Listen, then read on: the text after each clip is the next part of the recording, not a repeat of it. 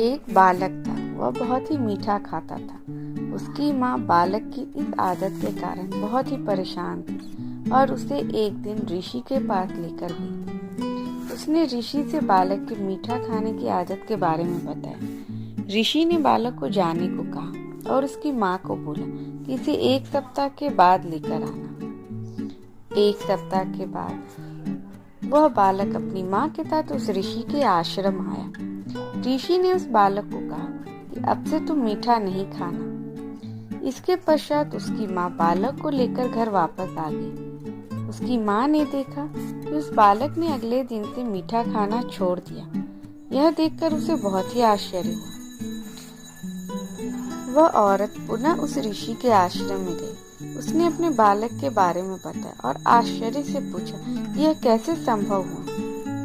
ऋषि ने जवाब दिया, जब तुम पहली बार बालक को मेरे आश्रम में लेकर आई थी तब मैं खुद मीठा खाता था। उस बालक ने मुझे मीठा खाते हुए देख लिया था, अतः मैंने तुम्हें 1 सप्ताह बाद आने को कहा।